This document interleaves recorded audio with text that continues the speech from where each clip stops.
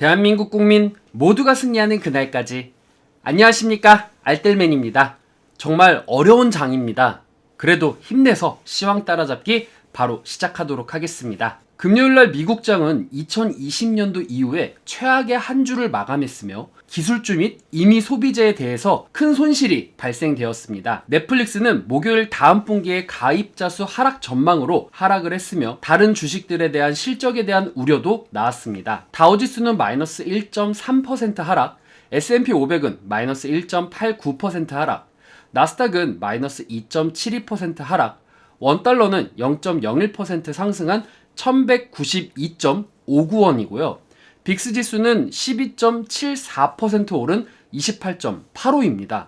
MSCI 코리아 ETF 지수는 마이너스 1.26% 하락을 했고 2년물 국채금리는 2.3% 상승, 10년물 국채금리는 1.35% 상승, 30년물 국채금리는 1.11% 상승을 했습니다. 상승 종목 이슈로는 일단 플래톤이 있는데 전일 자전거와 런닝머신 생산을 중단한다라는 소식에 투자자들이 주식을 매도를 했지만 금요일 생산 수준을 검토하고 정리해고를 고려하고 있다라고 말을 하면서 11.7% 상승을 했습니다. 하락 종목으로는 넷플릭스가 있는데 목요일날 4분기 실적 발표에서 스트리밍 경쟁 자체 성장을 잠식하고 있음을 인정한 후에 급격한 매도세가 나타났는데 가입자 수가 다음 분기에 더 낮아질 것이다 라는 전망과 함께 가이던스 하락에 대한 리포트들이 나오면서 마이너스 21.7% 하락을 했습니다. 디즈니, 비아컴 CBS, 디스커버리 같은 경우에도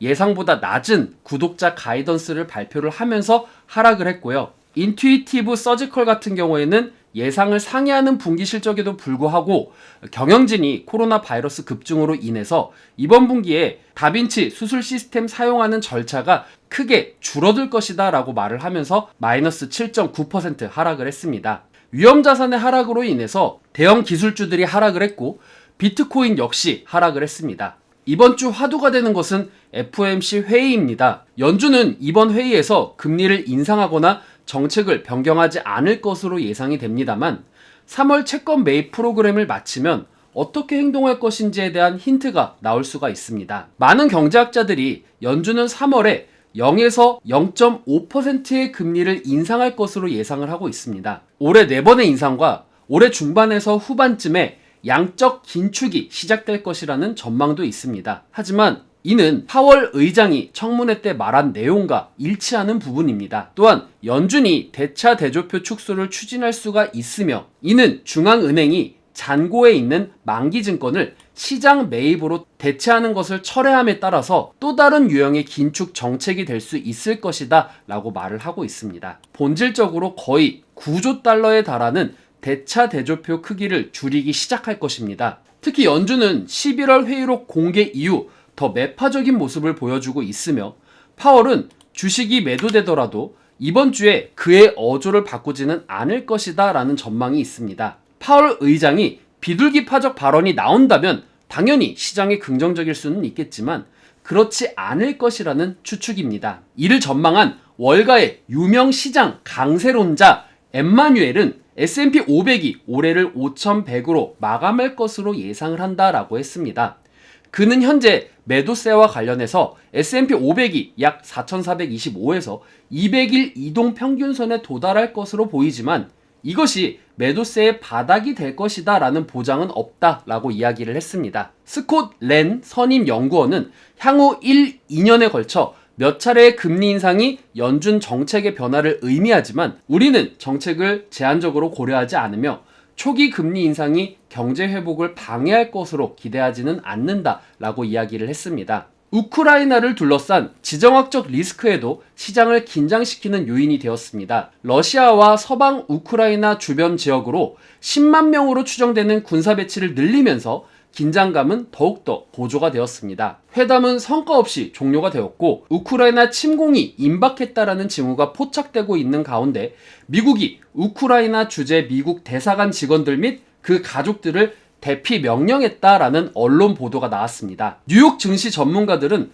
투자 심리를 악화시키는 요소가 많은 상황이라고 지적을 했습니다. 인베스코의 조지나 테일러 멀티에셋 펀드 매니저는 중앙은행의 정책 변화에 따른 가격 재조정, 비용 압박을 높이는 인플레이션, 지정학적 위험 등이 복합적으로 작용하고 있다라면서 주식의 위험 프리미엄이 올라갈 필요가 있다라고 분석을 했습니다. 시카고 상품거래소 CME 패드워치에 따르면 연방기금금리 선물시장은 올해 3월 연준이 금리를 인상할 가능성을 89.7%로 내다봤습니다. 3월물 서부 텍사스산 원유 WTI 가격은 전장 대비 0.41달러 하락한 배럴당 85.14달러, 마이너스 0.48% 하락 마감이 되었습니다. 미국과 러시아의 지정학적 리스크에 미 외교관 및 가족 대피 명령이 긴장감을 올렸고요. 미국이 러시아의 안정보장 요구에 대한 문서로 된 답변을 다음 주에 주기로 약속을 했다고 세르게이 라브로프 러시아 외교장관이 밝혔지만 이것은 갈등 국면이 해소된 것은 아닙니다. 원유 시장에서는 유가가 배럴당 100달러를 향할 가능성도 열어두고 있는 양상인데요. 유가는 지난 3일 동안 상승 랠리를 보여줬던 부분을 대부분 뒤집었다라면서도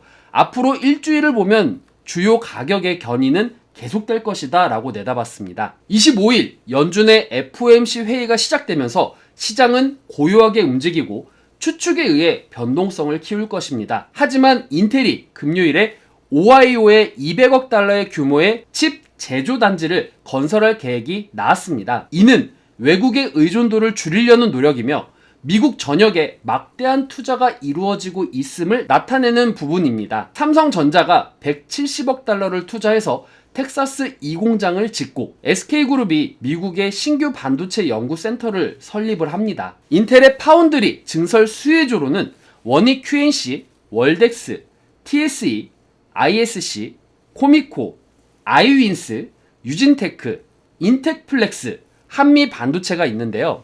제가 여기 한미반도체에 빨간색으로 표시를 한 것은 한미반도체 자체가 수주가 많은 편이면서 요 근래에도 수주들이 나오고 있기 때문에 저는 이 중에서 한미반도체를 조금 더 지켜보는 것이 어떨까라는 생각이 들게 되었습니다. 바이든 대통령이 인플레이션을 잡기 위해서 반도체 칩 역시 지적의 대상이 되고 있는 만큼 인텔 증설에 대한 이슈가 부각되면서 국내 반도체 섹터에 온기가 돌 수 있기에 FOMC 회의에서 예상 범위 내의 결과가 나온다라고 하면은 다음 FOMC 회의인 3월 전까지는 성장주를 기점으로 국내 증시에 탄력이 올 것으로 예상이 됩니다. 또한 연합인포맥스에서 이번 주 일정에 대해서 정리를 했습니다. 여러분들께서 참고를 하셔서 꼭 성투해 주시길 바라겠습니다. 이번 주 우리가 체크해야 될 정말 중요한 지표는 첫 번째, 1월 소비자 신뢰 지수입니다. 소비자들이 체감하는 지금 현재 경제 상황이 어떤가를 가늠할 수가 있기 때문에 이 소비자 신뢰 지수가 중요할 것이다 라고 생각이 되는데 주택 가격 지수 그리고 제조업 지수도 당연히 중요합니다. 그런데 이 소비자 신뢰 지수를 제가 중요하다라고 얘기를 한 이유는 이때 FOMC 정례회의가 시작되는 첫날입니다. 이날 소비자 신뢰 지수가 어떻게 나오느냐에 따라서 연준이 매파적인 입장에 힘을 보탤 수 있는 지수가 될 수도 있기에 소비자 신뢰 지수가 저는 조금 더 중요하다라고 생각이 되고요. 마이크로소프트, 존슨앤존슨과 같은 주식들의 실적들을 체크하는 것도 중요하다라고 생각이 됩니다. 수요일에는 12월 신규 주택 판매도 중요하고요. FOMC의 기준금리가 결정되는 날입니다. 이번 한 달 동안 중에서도 제일 중요한 날이다 라고 이야기를 드리고 싶은데요. 만약에 FOMC의 기준금리가 3월에 인상이 될 것이다 라고 하면은 이미 시장은 이 부분을 반영을 했기 때문에 예상치 범위 내에서 결과가 나왔네 라고 하면서 조금 더 증시가 3월 FOMC 전까지는 탄력을 받을 수는 있습니다. 하지만 매파적인 발언에 의해서 1월부터 금리 인상에 대한 이야기가 언급이 되고 2월부터 금리 인상을 한다라던가 3월부터 연준 부의장의 의견대로 간다라고 하면은 이는 시장에 패닉이 나올 수도 있는 부분이기 때문에 여러분들께서는 꼭 이 점을 체크해 주시길 바라겠습니다. 물론 많은 애널리스트 분들께서 예상치 내의 부분이 나올 것이며 바이든 대통령이 목에 칼이 들어왔는데 당장 서민 경제를 무너뜨릴 금리 인상을 강력하게 하겠느냐라는 입장도 있기 때문에 지금 현재는 조금 더 완화적으로 갈 것이다 라는 전망이 우세하긴 하지만 바이든 대통령의 취임 1주년 기자회견에서 연준을 지지한다라는 발언이 나왔기 때문에 매파적인 발언으로 갈 수도 있다라는 부분에 있어서는 여러분들이 방심하지 마시고 26일 날 기준금리 결정에 대해서 꼭 체크를 해주시기를 바라겠습니다. 알뜰맨의 시황 따라잡기 역시 이 FOMC 기준금리 결정에 대해서 여러분들께 알려드릴 테니까 꼭 체크를 해주시면 감사하겠습니다.